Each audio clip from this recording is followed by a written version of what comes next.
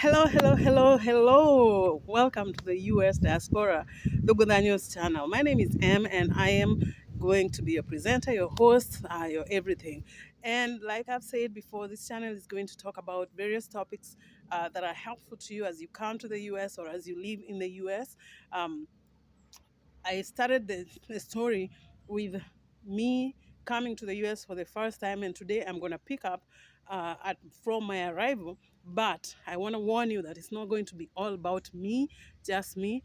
I'm going to share various experiences that I've witnessed in person, that I'm aware of, that are going to help change your life, that are going to illuminate your mind about what the US is all about, and there are things that you'll know before you come, and even when you're here there are things that you'll grow in because it's all different. I have acquired by God's grace some wisdom over time, and I'm willing to share that with you, having been here. So like I said, today I'm going to pick up from where I landed in the US airport. So I landed on January 23rd. If you know anything about the US at that time of the year, especially in the Midwest, and I was landing in Minnesota, the state of Minnesota, it's the dead of winter.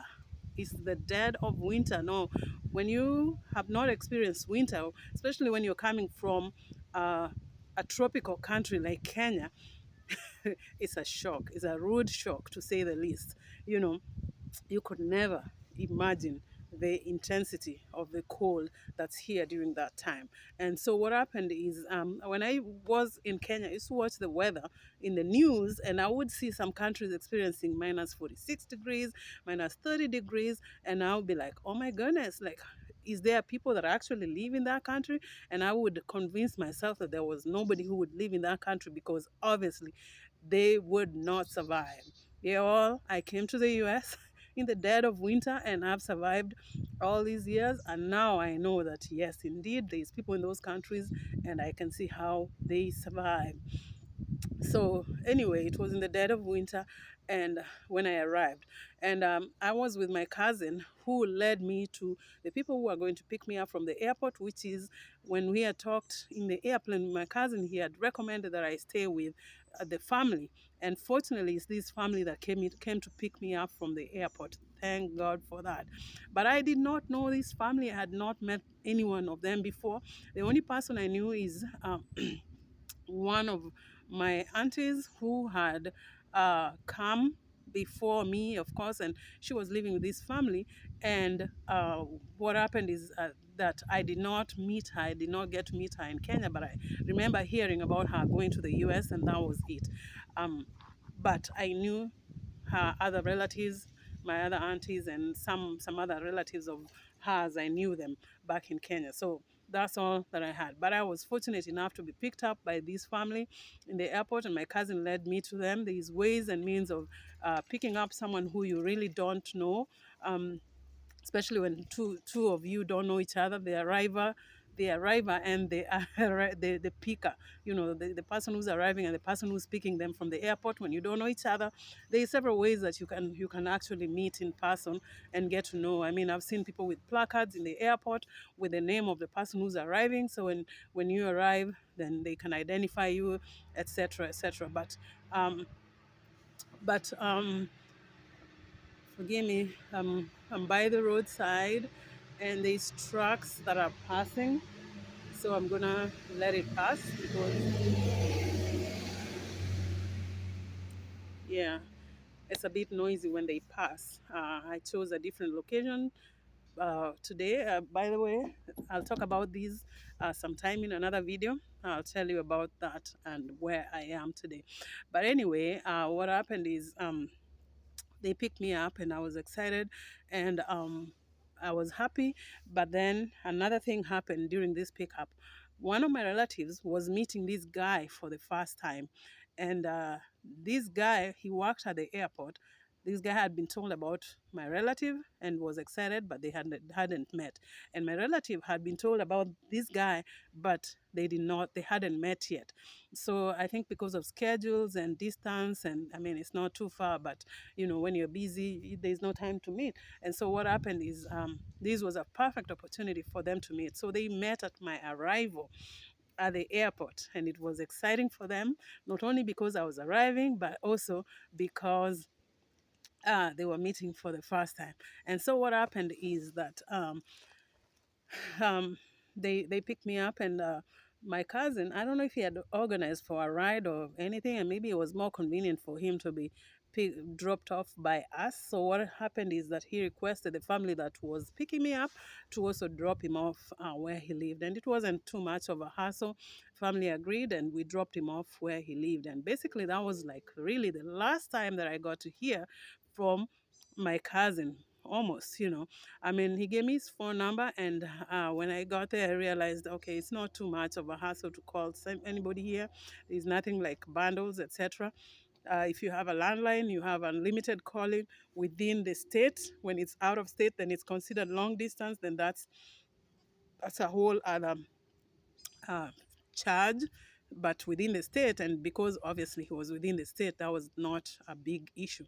So I wouldn't have a problem calling him when he was within the state. So I did try to keep in touch. I called him several times, and he never answered. He never returned my calls. I think eventually at some point he picked up the phone, and we were able to talk, but the conversation just didn't vibe, you know. I mean, he's your cousin and you barely knew much of him, and maybe I was sounding like a bother. I don't know. He was married to a white chick, and I really don't know the dynamics of that relationship, um, because um, I don't know. Let me say, I just don't know. But at this time when we were talking, we just didn't vibe. Maybe we didn't connect enough in the airport. I don't know. But I was excited, to have somebody to talk to, and he had given me some wisdom in the airplane, because he's the one who warned me that when I get to the U.S., um, a lot of men will come wanting to captivate my heart, to capture my heart, but I shouldn't just do it to anyone. And he said, in the US there's so much AIDS, there's so much HIV. So if you are careless, or and people look good because they take medicine, they look good, so you might be deceived. So I came with that mindset, and maybe in some other video I'll talk about some of the things that happened with as it pertains dating. But for now, that's the mindset that I came with. So anyway, this conversation with my cousin did not vibe. It just did not vibe with me. I did not jive, and it's like I almost felt like I sounded like a bother in his life. Anyway, long story short, we ended the conversation, and a few days, weeks after that, I tried to call him because I needed more wisdom, but I just didn't get a hold of him. He never returned my call, and I thought that he would keep in touch, but I basically was the one who was keeping in touch. And after some time, it gets boring. Just leave it alone. And of course, life also catches up with you, and you don't have time to follow people, especially when they're not interested. You make new friends, you meet new people, and it's like there's new things to learn. There's all of the American life is just taking over, and if someone is not um, responding to you, they be the least of the priority.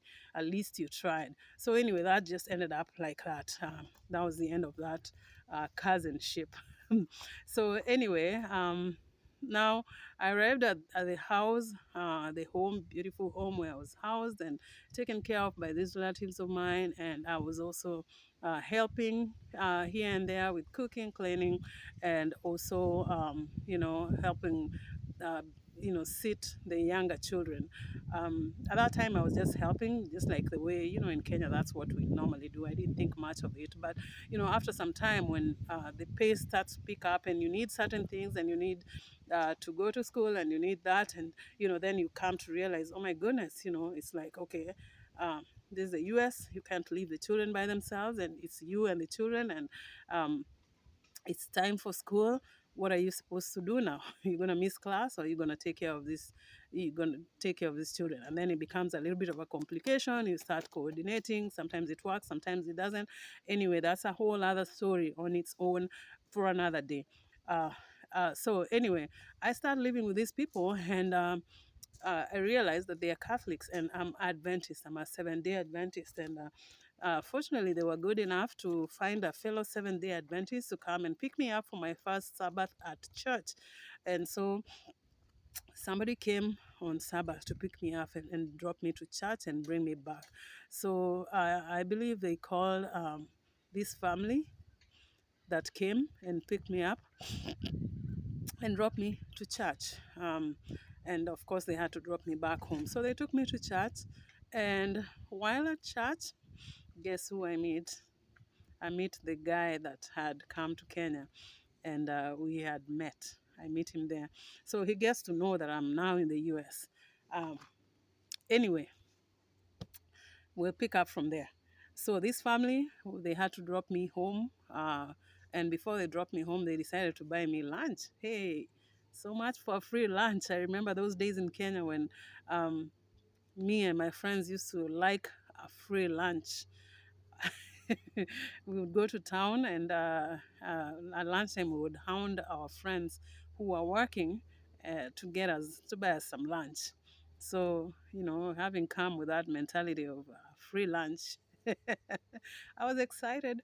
And, anyway, they took me to, uh, it's not about the restaurant, but I'm going to share my experience anyway. They took me to Burger King, and they bought me a Whopper, a chicken Whopper. Oh my goodness, wasn't that thing delicious? According to me, it was delicious. But I later came to learn that, oh my goodness, it's so unhealthy. It is so unhealthy. You know, I tell you, I never eat there again. I never, and so it's fast food, and fast foods are always unhealthy. So, but at that time, it's like I didn't know, and my whole mentality was different anyway. So it was delicious. It was delicious, and for a time, I used to go back to Burger King and order the same thing, the chicken Whopper. But after some time, it just didn't taste the same. I didn't like it, and so I stopped and decided to try other things. And lately, I can tell you that I don't eat those things because I came to learn about health and what is healthy food. I'm gonna let that truck pass. Yeah, what is healthy food and what is good for you and how to take care of your body, and that is where my emphasis is now. So anyway, they dropped me home for lunch. I mean, for after church, and that was the end of that. I mean, I formed friends from there, and I would call them and ask them for help here and there. That's just kind of how you make friends in the U.S. So um, the following week, again, uh, a different lady came and picked me up. She was single, and she took me to church, and I made another friend. But anyway, what happened is this guy that I met in church, that I had met in Kenya before, what happened is that he started calling now because I had to give him the phone number of where I was residing, and he knew these people and yada yada yada. So he started calling the house looking for me. He started calling, and if I'm gonna ask you a question, if it was you, would you answer? Would you entertain him? You know, I don't know what to do, but for me, I was like, oh my goodness, if I didn't qualify back home, do I now qualify by virtue of arriving in the U.S.? Really. So, in other words, he didn't want to bring me to the US, but he wants me now when I'm in the US, even though at that time I really wasn't thinking about coming to the US. But anyway, I never answered the calls. The house phone used to have a caller ID. So, when he would call, you would be able to see the caller ID. And, and when you see the caller ID, you would be able to um, know who is calling, and if you want to answer, you can answer. If you don't want to answer, you don't want to answer. So I didn't want to answer because I was like, how do I all of a sudden qualify when I didn't qualify back then? And then I had so many questions. I'm like, wasn't he able to bring the other girl and all of that thing? So anyway, I decided to keep to myself. So uh, at some point there is this guy who was older than my father. He used to visit the house, and also we met at church. And I mean, for me, it was just a person an acquaintance, you know. Um, Yeah, he was an acquaintance, nothing much. And after all, he was older than my father. So, I mean, was a family friend to the family that I was living with. So I didn't think much of it. But long story short is the lady, my matron host, I guess she picked up some vibe because apparently this guy used to call the house several times very early in the morning during, weird hours. And apparently he was looking for me, but what happened is that the matron of the house is the one who used to answer the phone call, and she's a very smart lady, and she understood what that meant very quickly. So one time she called me and she said, Emily, this guy has been calling here asking for my husband, but really he's not looking for my husband. What I think he's looking for, he is looking for you, because he divorced his wife and he likes educated ladies, and I think he has seen you and he likes you and he's looking for you. And I was like, oh my goodness, he's older than my father. Like, really, like, why would he, like, what is he even thinking, so that was kind of odd to me, but I thank the matron of the house because she made me aware. Otherwise, maybe it would have taken me a long time to know or understand or anything. So, anyway, long story short, this guy now, because every time he called, now because I was aware, even if I was at the house in the house by myself, I would not answer the phone call, um, as long as I see it's him. So, what happened is he came to um, he decided to come to the house, to the home sometimes. But before he came, I used to sleep downstairs in the basement, and the phone with the caller ID was upstairs. But there was other phones around the house, but those ones didn't have the caller ID. So sometimes when the phone rings and you're downstairs and you're compelled to answer, either because you're the only one in the house or is waking you up or disrupting what you're doing, sometimes you'd answer, or the person upstairs is sleeping. You don't want to wake him up, so then you answer. So anyway, one time the phone rang and I was downstairs and I answered, and guess who it was? It was that guy, and I happened to talk to him without knowing it's him. Sooner or later, during the phone conversation, I realized it's him, and I was like, "Oh my goodness!"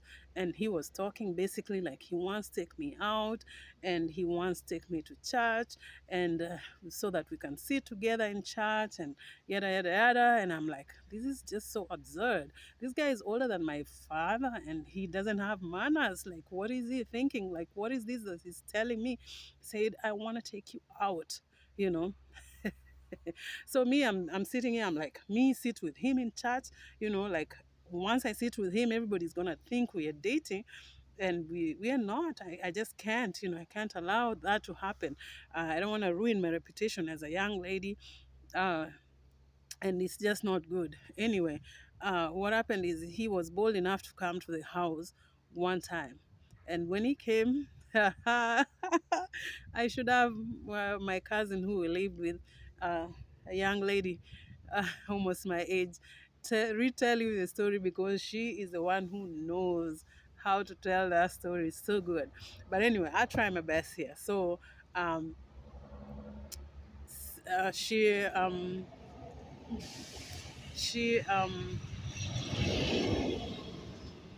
she she said this is what happened. The guy came home in bell bottoms. If you know what that is, you know what that is. It's those pants that were in the 70s or 60s or early 80s that were flared in the bottom, and then they were so tight you could see his equipment.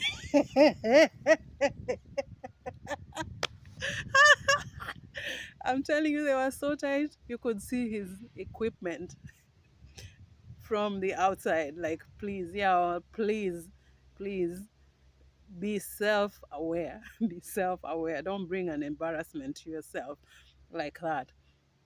Anyway, it was just shaping him, and he's older than my father, and that just looked weird. So when he stepped at the door, my cousin and I, we looked at him and we started laughing. We started laughing. And to make matters worse, he pauses, he gives this pose at the door, and he starts talking to me, and this is what he says. He says, Emmy, I love you. Have you ever been offended? For me, I was super offended. Yes, I was, but it was hilarious at the same time. I mean, the language that he's using, and, for him to shorten my name without me telling him. And then, he's looking using the language of affection in the wrong place to the wrong person at the wrong time, looking so weird, like, oh my goodness. Anyway, that guy, I ignored him basically, but he kept following me, and I came to realize the school that I went.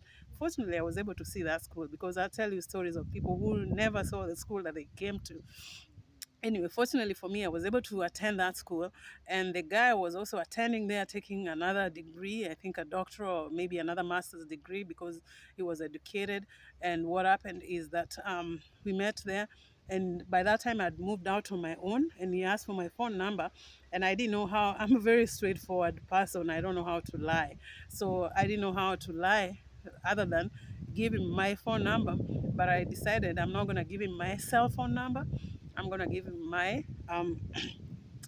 house phone number, because again, the house phone number that we had in the apartment where I lived with my roommate had caller ID. That means I would see that it's him. I didn't want to give him my cell phone number because I didn't want him to hound me all the time.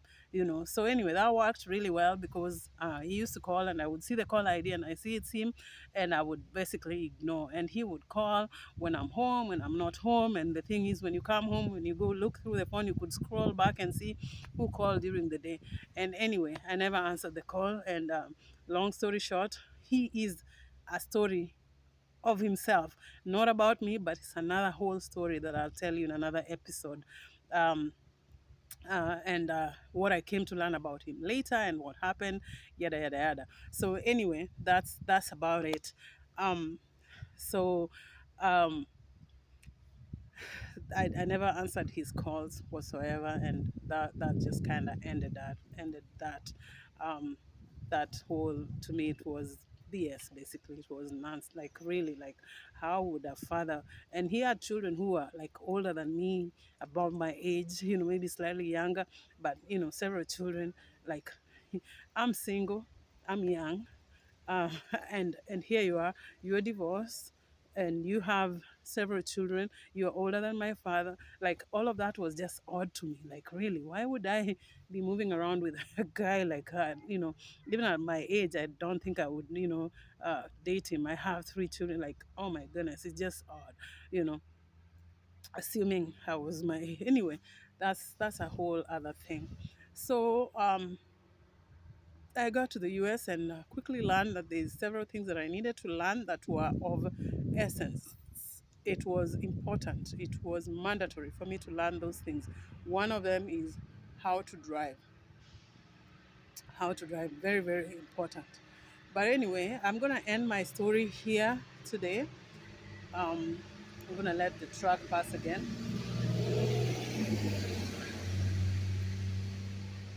All right. Yeah, I'm going to end my story here today because about the things that I needed to learn really quickly, that's a whole other episode.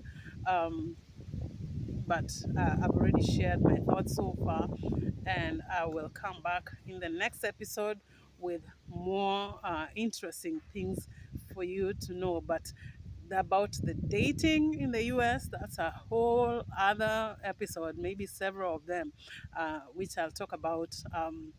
As we share along. But for now, I just want to thank you so much for joining me on this channel. Thank you, thank you, thank you. I want to share with you things that you need to know before you come to the US, and even when you're in the US, that will grow you, that will help you as you go along. And do let me know in the comments down below what you would like for me to share with you. In the meantime, if you like the content of this channel, if you want to know what comes next, what goes on, please feel free to like, share, and subscribe. God bless you. Until meet next time. Bye. Bye bye.